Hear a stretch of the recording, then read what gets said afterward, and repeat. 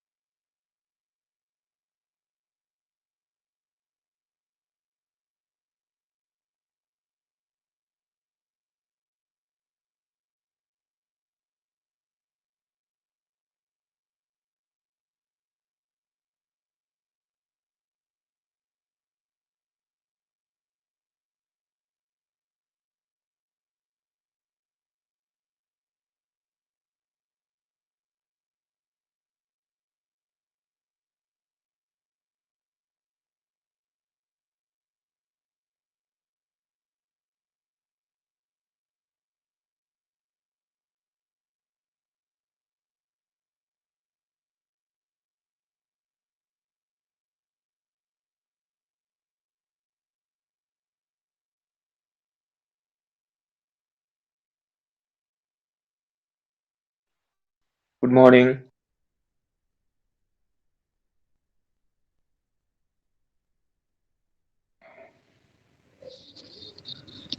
Yes, a very good morning to all of you.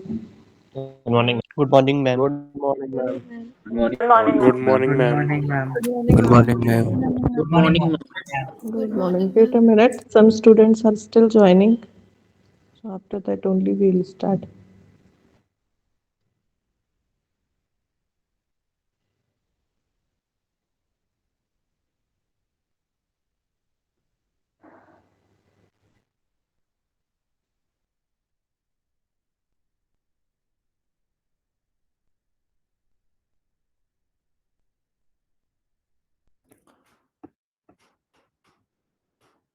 Hello, ma'am. Yes. Ma'am, my internet connection is poor, so if I get disconnected, so please accept me. Okay. Actually, it is raining here. So here also there is poor internet connection.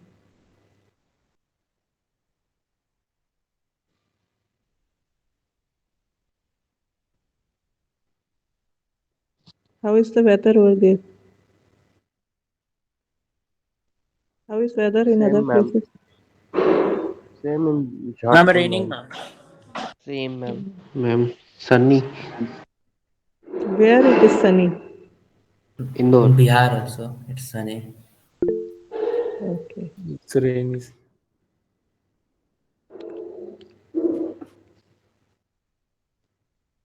From last 2 days here it is raining. Here it is foggy. Where it is? Madhya Pradesh. Okay.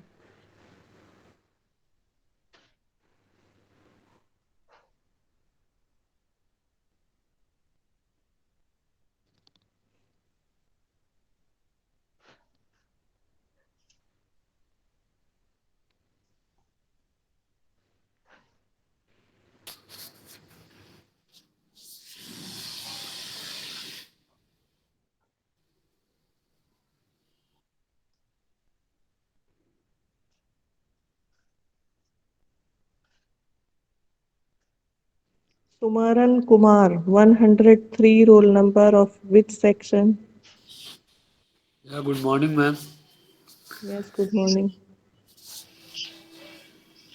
Roll number 103 of which section? 103 L section, metallurgy branch. Metallurgy. Na? So you Yes. should write K over there, na? 103K. Yes, ma'am. Next time I will try.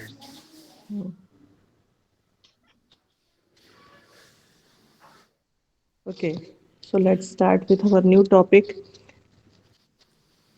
First of all, we have seen what are fuels, what are the qualities of a good fuel, what is calorific value, how we measure the calorific value, what are the different types of calorific value, gross calorific value, or net calorific value.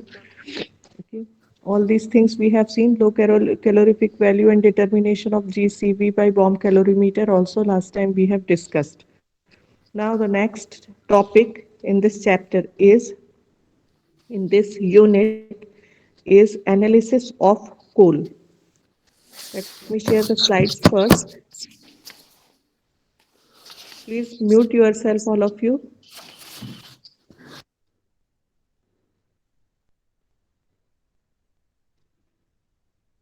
Yeah, let me share the slides.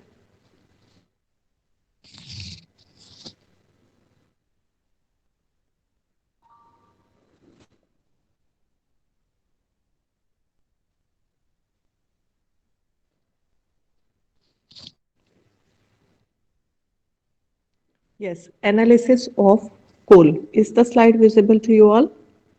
Yes, ma'am. Yes, Yes, ma'am. ma'am. Yes, ma'am. Okay. So in this, what we do is, the coal is mainly formed from the dead remains of plants and animals. That is by fossilization.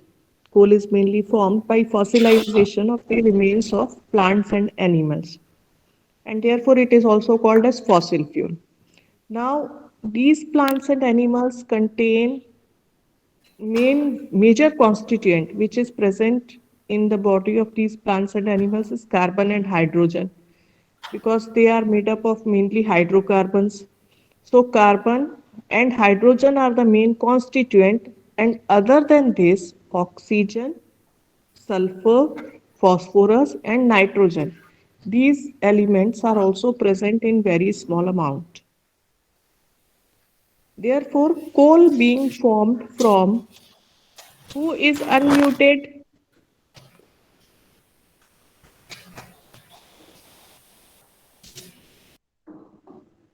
Mute yourself.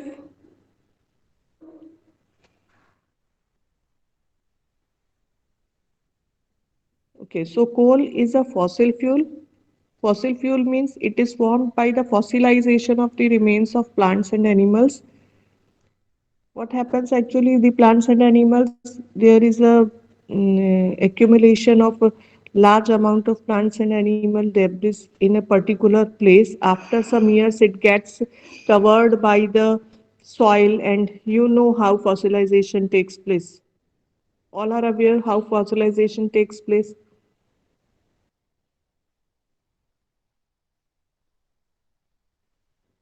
Any doubt in fossilization? Anyone is not knowing how fossilization occurs?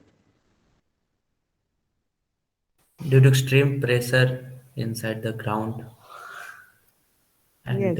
high temperature, Yeah, the due to, substances, organic substances converted into the fossil yes. fuels. So like this, the due to fossilization, due to high pressure and temperature over there, and these bodies of plants and animals, they get covered by a number of layers of soil, and after millions of years, they get converted into coal. So in this way, coal is formed. So this is a fossil fuel. Now there are two concepts for the formation of fossil fuel, for the formation of coal. One is in situ theory and the other is drift or transportation theory. So in situ theory, the name itself is telling you that this theory says that coal is formed in any area where there was vegetation. Okay, in situ theory says that coal is formed in that area where there was vegetation. And this vegetation means not only the plant products, some microorganisms are also present over there. So they are, whenever any vegetation is there in any particular area, that vegetation after some time it gets converted into, after millions of years, it gets converted into coal. Drift and transportation theory, again, the name only, from the name only, you can tell what is drift and transport theory. These plants and animal particles, the microorganisms, they are carried by the flow of water or by the flow of wind to different places. And in those places, they get converted into coal after millions of years. So two different concepts are there for the formation of coal. Then ranking of coal. Ranking of coal is determined by the carbon content present in the coal. More the amount of carbon present in the coal, more is the means high degree of coal we can obtain. Okay, so initially the amount of carbon is less in the coal when it is in the initial stage of formation. Okay, after some time, this initial state gets mature from years to years. When the year passes, initially the carbon content is less, and that is called immature coal, that is peat. And then this peat after some years get converted into lignite, and then lignite gets converted into what? Bituminous. Bituminous. And bituminous to Anthracite. anthracite. Okay, so highly mature, the most mature form of coal is anthracite, having a maximum percentage of carbon. So as we move from immature coal to a mature coal, during maturation, the amount or percentage of carbon increases in the coal. And the ranking of coal is mainly based on the percentage of carbon. So high ranking coal are the mature form of coals, and low ranking coals are immature coals. See, this is the progressive transformation of wood to anthracite. Wood gets converted into peat, lignite, then bituminous, and then anthracite. The arrows here shows increase in the concentration of carbon on moving from top to bottom, increase in the concentration of carbon, the coal becomes hard and calorific value increases. On moving from top to bottom, we can say that as the concentration of carbon increases, hardness increases and calorific value increases. However, moisture content, okay, moisture content and all the other substances other than carbon, like hydrogen, oxygen, nitrogen, and sulfur content, and all the volatile substances, they decreases. The amount of this decreases. Now directly coming to analysis of coal. Any doubt till here? Ma'am, Yes. how the percentage of only carbon increases and the rest decreases means the wood absorbs carbon from the earth or what? Wood does not absorb. Actually, there are certain substances which volatilize out, like the other substances like hydrogen. It forms, it combines with oxygen, it forms moisture, it expels out. Okay, sulfur in the form of sulfur dioxide, it expels out. Nitrogen also expels out. So all these substances, when expels, it leaves behind carbon. Okay. Carbon also to some extent gets converted into carbon dioxide. But even then there is some solid form of carbon which does not get converted. Okay. Yes, ma'am. Now analysis of coal. So what is analysis of coal? analysis of anything means the determination of what is present in a particular substance, that we call as analysis. So analysis of coal, by the analysis of coal, we will be able to determine what all things are present in coal. So coal mainly contain some amount of moisture, volatile matter, carbon, nitrogen, sulfur, oxygen, all these things are present because it is made up of wood only. So this is done by two different analysis, proximate analysis and ultimate analysis. So the first one is proximate analysis.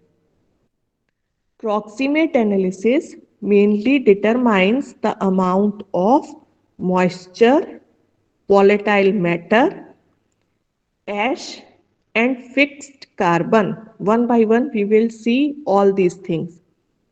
Proximate analysis determines moisture, volatile matter, ash, and fixed carbon. Therefore, it gives information about the commercial suitability of coal. Okay, it determines the commercial suitability of the coal. Ultimate analysis determines the carbon and hydrogen percentage, nitrogen, sulfur, ash, and oxygen percentage. So it is mainly essential for calculating heat balances in any process for which coal is employed as a fuel. Okay, how much coal we can use for how much amount of heat, that can be determined by ultimate analysis. Means mainly ultimate analysis determines carbon, hydrogen, nitrogen, sulfur, ash, and oxygen content, which in turn helps to calculate the heat balances. Now, proximate analysis. The first thing which we determine by proximate analysis is moisture.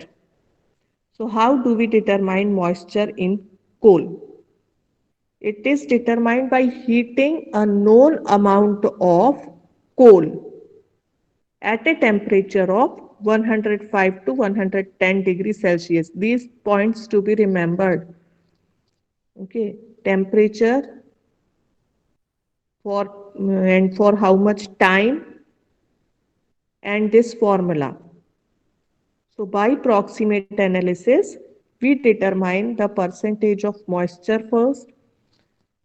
Moisture percentage is determined by heating a known amount of coal at a temperature of 105 to 110 degrees Celsius for 1 hour. When it is heated at this high temperature, there will be a loss in weight. There will be a loss in weight of the coal. Suppose initially we have taken 1 gram coal and we have heated it at a temperature of 105 to 110 degrees Celsius for 1 hour. After some time, after 1 hour, when we weigh this coal, it will have less weight, most probably 0.7 to 0.8 gram weight. Okay, so then we will calculate the percentage of moisture. Percentage of moisture is equal to loss in weight upon weight of coal taken into 100. Got it?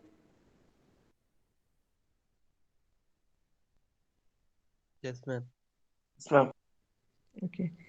Similarly, volatile matter. Volatile, what is the meaning of volatile?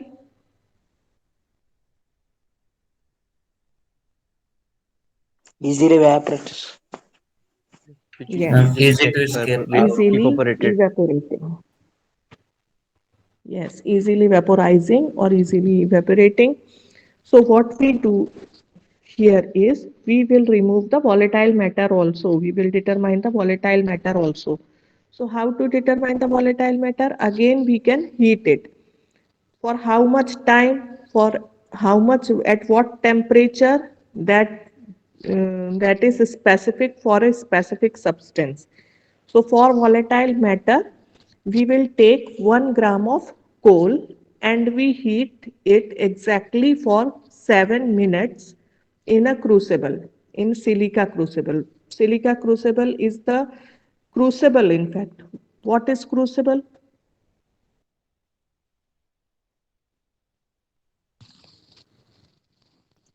Means in that 1 kilometer you don't know. In that It's a container where fuel is taken.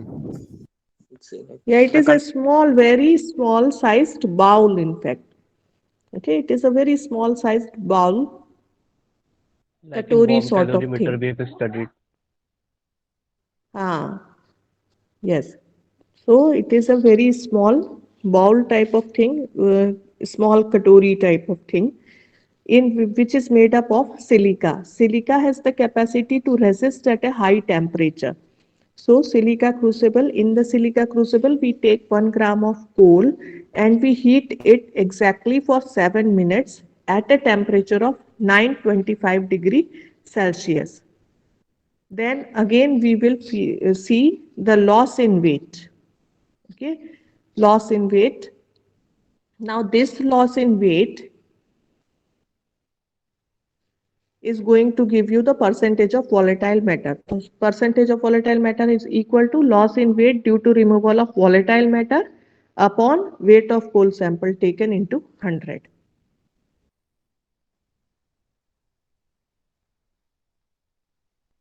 Got? Ma'am, uh, ma'am, at such a high temperature, the coal will only start burning, no? It starts burning, and here only first see, whenever coal is burned, first the moisture is removed from the coal. Secondly, means one by one, in it burns in step by step process. Okay, the carbon content does not burn initially.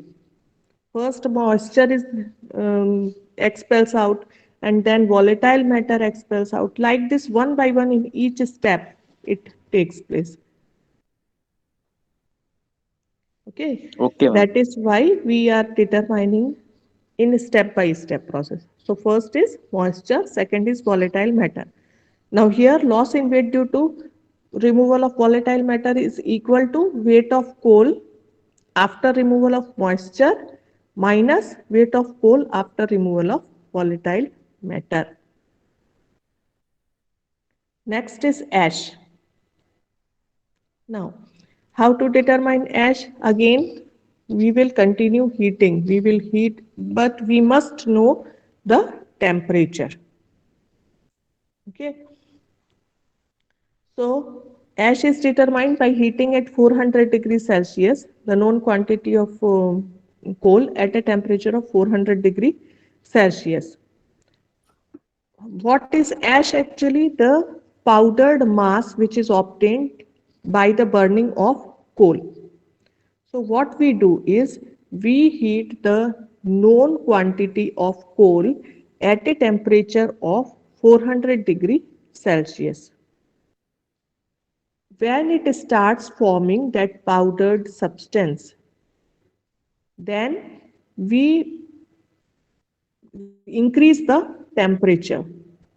When it starts forming the powdered matter, we increase the temperature to 750 degrees Celsius so that complete burning can occur. And we continue heating it at a temperature of 750 degrees Celsius for 1 hour.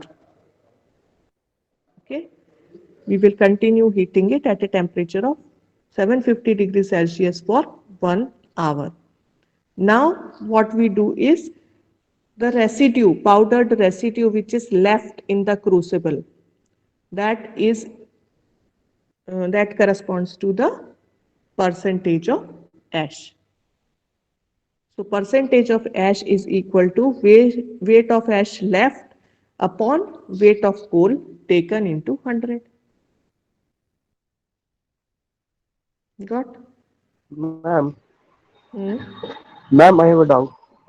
Yes. Ma'am जब volatile impurity के लिए जब check कर रहे थे तो उसमें 950 degree पे हम लोग हीट कर रहे थे और ऐश में कन्वर्ट करने के लिए 750 डिग्री काफी है। तो मैम वो वोलेटाइल इम्प्योरिटी तक पहुंचने वो डिग्री तक पहुंचते तो मैम ऐश में ही कन्वर्ट हो जाएगा ना वो। तो मैम उसमें तो ऐश भी आ जाएगा फिर वोलेटाइल इम्प्योरिटी भी आ जाएगा तो मैम सारा कुछ तो उसमें आ जाएगा। तो मैम उसमें हम एक्यूरेट कैसे मेजर कर सकते हैं क्योंकि कोल तो बंद हो जाएगा फिर पूरा। सी हम यहाँ पे 725 डिग्री सेल्सियस के तक 7 मिनट्स तक ही हीट कर रहे हैं बस। वॉलेटाइल मैटर डिटरमाइन करने के लिए we are heating at 925 degree Celsius for 7 minutes only. ये स्पेसिफिक एक्चुअल में ये प्रोसीजर स्टैंडर्ड प्रोसीजर्स हैं। ओके तो जब हम इतने हाई टेम्परेचर पे 7 मिनट के लिए सिर्फ हीट करेंगे तो वॉलेटाइल मैटर हमको इजीली ऑब्टेन हो जाएगा। लेकिन यहाँ पे हम क्या कर रहे हैं 750 डिग्री पे 1 आवर तक हीट करते रहे continuously. Okay, ma'am. I got it. Then fixed carbon. So what is fixed carbon? The sum total of the percentages of volatile matter, moisture and ash subtracted from 100 gives the percentage of fixed carbon. Okay, means after removing all the other things like moisture, volatile matter and ash, whatever black mass which is left over there, that is going to give you the fixed carbon. So percentage of fixed carbon will be equal to 100 minus percentage of moisture plus volatile matter plus ash. Any doubt in proximate analysis? No, ma'am.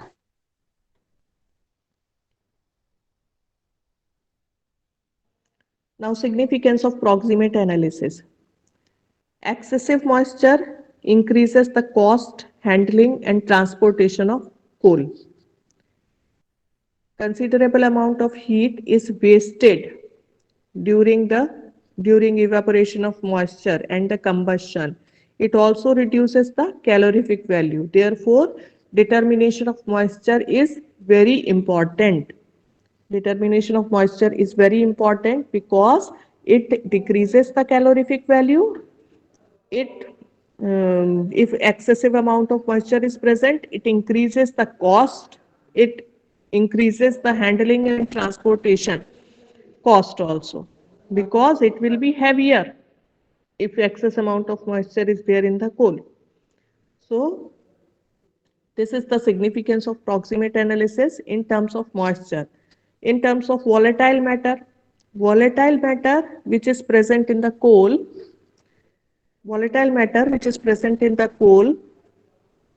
can be any type of combustible gases like hydrogen, carbon monoxide, carbon dioxide, nitrogen. Okay, nitrogen and carbon dioxide which are non-combustible and rest are combustible gases. So it is a combination of combustible and non-combustible gases. Now when these combustible and non-combustible gases are present, they are going to waste the heat and they do not means they cannot enhance the calorific value. So again they are simply the waste gases, okay, undesired gases. So proximate analysis determines the volatile matter and thus it also gives us an idea about the amount of combustible and non-combustible gases present in the coal and also the heat value which it produces, which the coal can produce. Okay. Next is ash. Now proximate analysis next determines the ash content. So ash is non-combustible, useless substance which is left behind after the combustion of coal. It also decreases the calorific value. It also results in incomplete burning of coal. It decreases, means it decreases the efficiency of the coal. And if it is also present, then it also leads to the to a high weight. Okay, so that also increases the transportation and handling storage cost. So these are the significance of proximate analysis in terms of moisture, volatile matter, and ash. Now the fixed carbon. Fixed carbon content increases from low ranking coal to a high ranking coal, that is from peat to anthracite. It is the fixed carbon only which burns in the solid state. Okay, so if we have to design any furnace in which we are going to burn this coal, then this designing can be made on the basis of this fixed carbon content present in it, because finally all the other substances expels out, and the main thing which should be there is fixed carbon only after burning. Okay, any doubt in proximate analysis?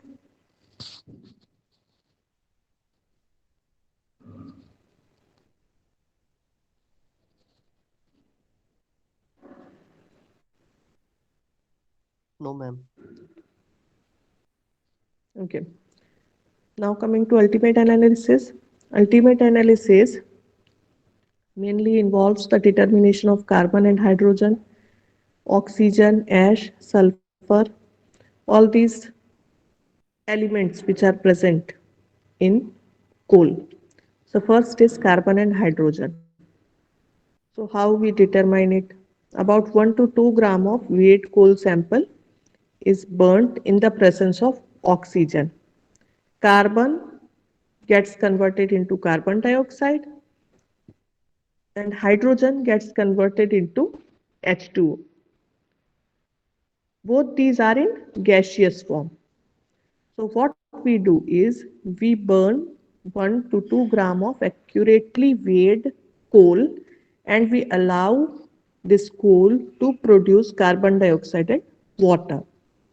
And then these gaseous products, that is carbon dioxide and steam, which is produced over there, it is absorbed in KOH and calcium chloride tubes. See here. This is a combustion tube. In this, what we have done is we have taken fuel, 1 to 2 gram of carbon, and we heat it. Okay, in a sufficient supply of oxygen, we start heating it. There is an outlet present in the on other side, as you can see in the diagram, which is connected to a U-tube connected with calcium chloride, containing calcium chloride, and another containers. See, you can see here. Is it visible?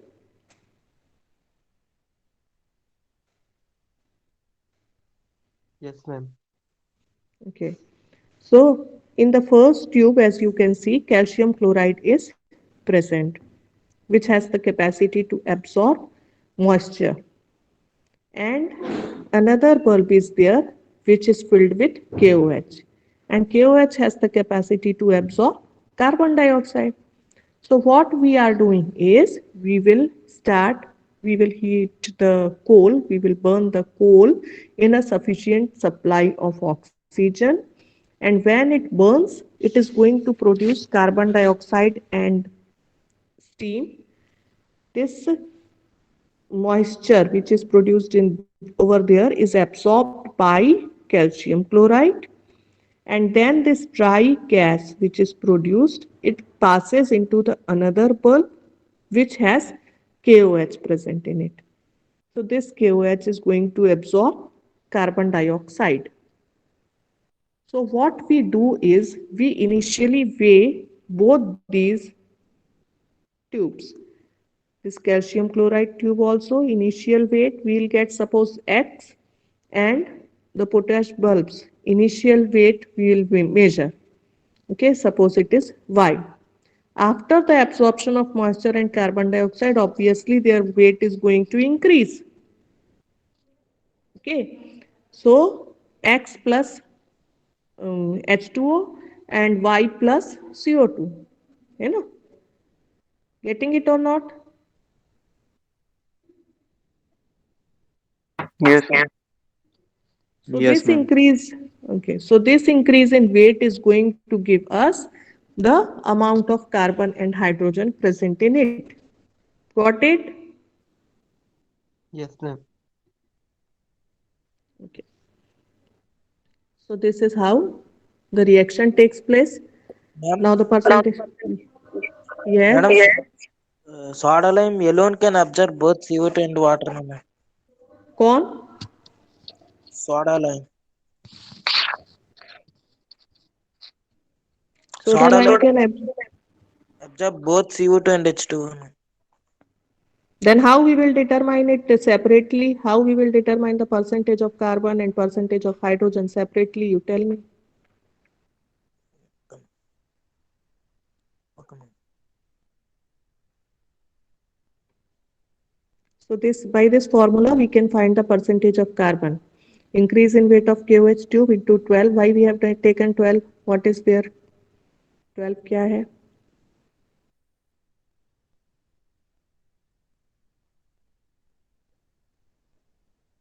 What is 12 here? Atomic weight of carbon. Atomic weight of carbon. Yes.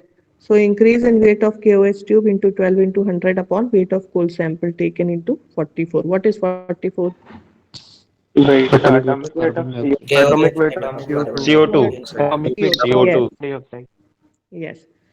Similarly, we can find the percentage of hydrogen also by this formula. Next is determination of nitrogen. So for this purpose, what we do is 1 gram of powdered coal is heated with concentrated sulfuric acid along with K2SO4 as catalyst in a long neck Geldar's flask.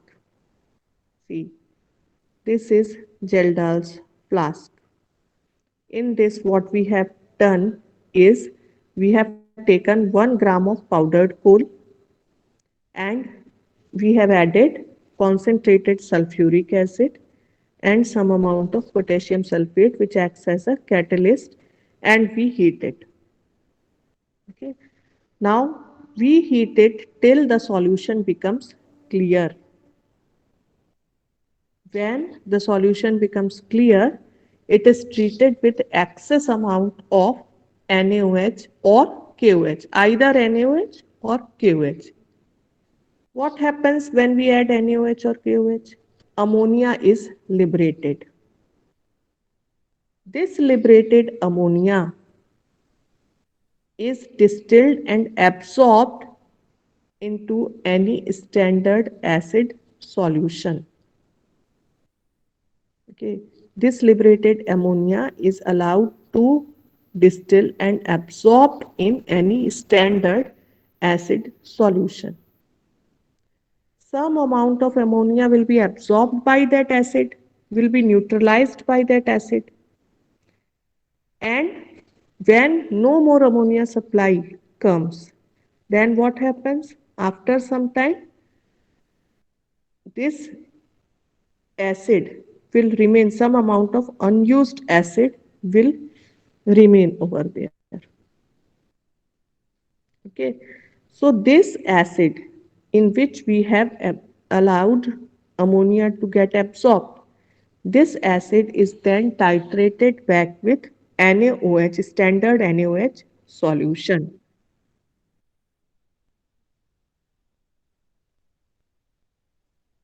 Okay, so you can see here, this is a Geldar's flask which is having a very long neck.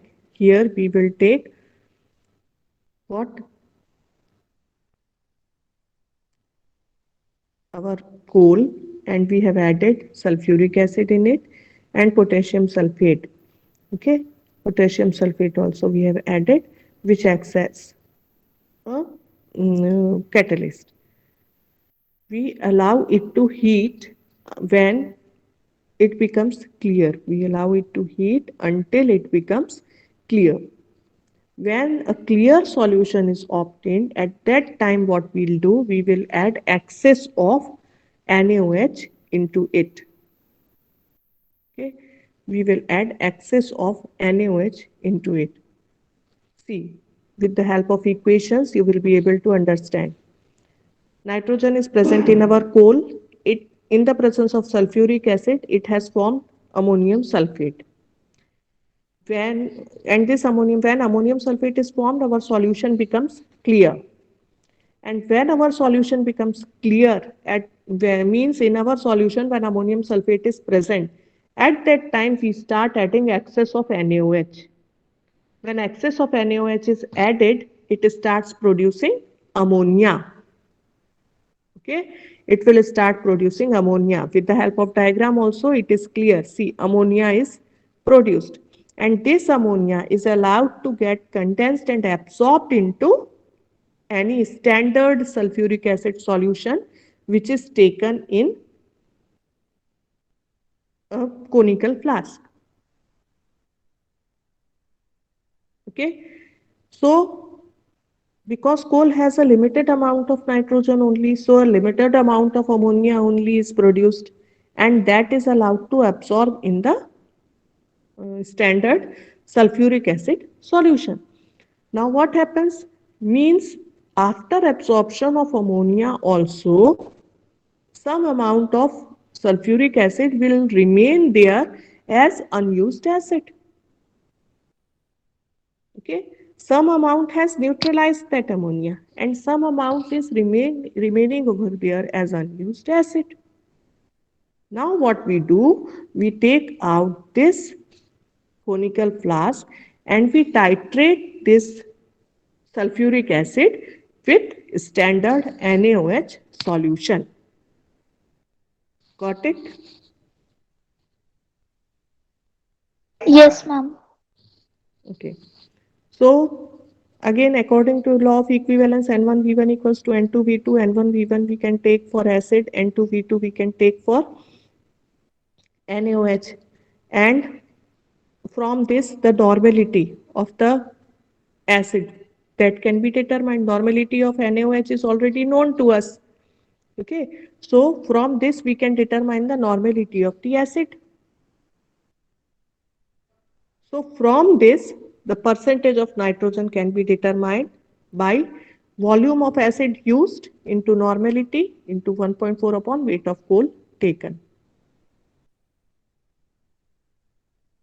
Ma'am. Got?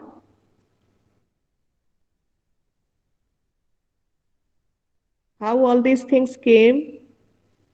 Any doubt? No, ma'am. No, ma'am. Okay. Next is determination of sulfur. So sulfur is determined from the washings obtained from the known mass of coal used in bomb calorimeter. We have already seen how we use bomb calorimeter for the determination of calorific value. So from the washings of the of the burnt coal, okay, from the washings of the burnt coal which is taken in the bomb calorimeter, we take out that washing and we treat it with acid. That is our acid extract. Okay, and then we allow it to, then we add some amount of barium chloride solution. This barium chloride solution will form barium sulfate in the form of precipitate. So basically what is there in the determination of sulfur is we heat the coal. It is the sulfur present in it is going to form sulfur dioxide. Okay, this sulfur dioxide is allowed to absorb in a known mass of any acid to prepare its acidic extract. Okay, it is allowed to absorb in any acid like sulfuric acid. It is going to form acidic extract in which barium chloride is added. When we add barium chloride, whatever sulfur which is present over there in the acid extract, it is going to form barium sulfate. The weight of this barium sulfate precipitate is taken. Okay, this precipitate is filtered, washed, and its weight is determined. So percentage of sulfur will be equal to weight of barium sulfate obtained into 32 into 100 upon weight of coal sample taken in the bomb into 233. What is this 233? Tell me. Rate of base. Mass of BSO4. Ma'am, mass of Yes. BaSO4. Yes. Got it? How it is determined? Any By doubt? weighing by weighing. No, ma'am. No. Yes. Total procedure, you tell me.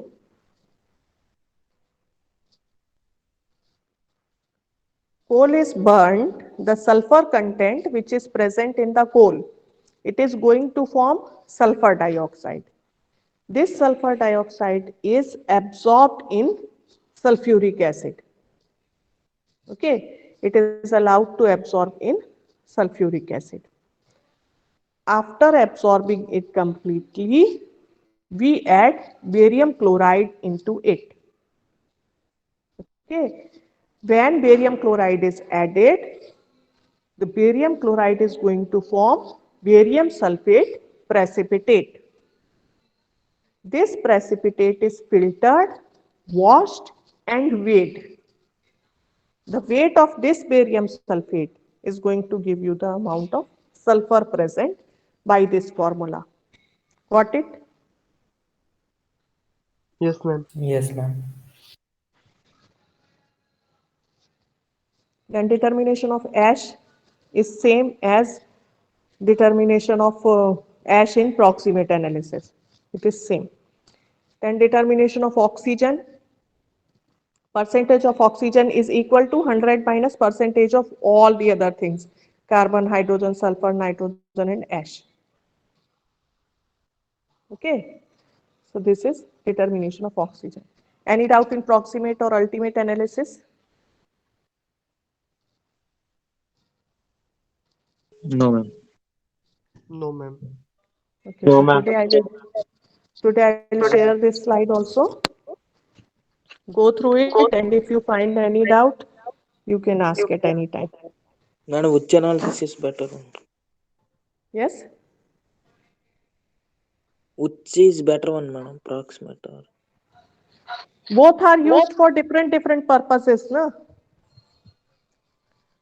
Proximate is used for determining the moisture as content, volatile matter, है ना? And ultimate is used for all the elemental substances like carbon, hydrogen, oxygen, nitrogen, these things. So both have their different values. Okay.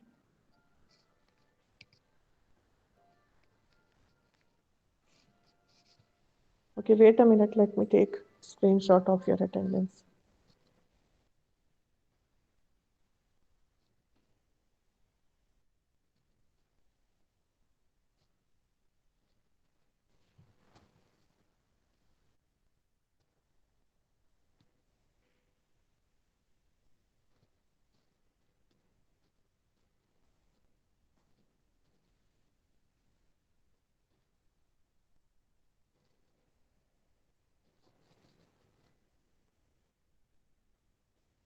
Yes, you all can leave now. Thank you, ma'am.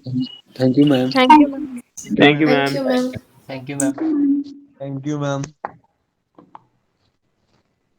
उतने में Thank बहुत you, ma'am. अच्छा Thank you, ma'am. Okay. Thank you.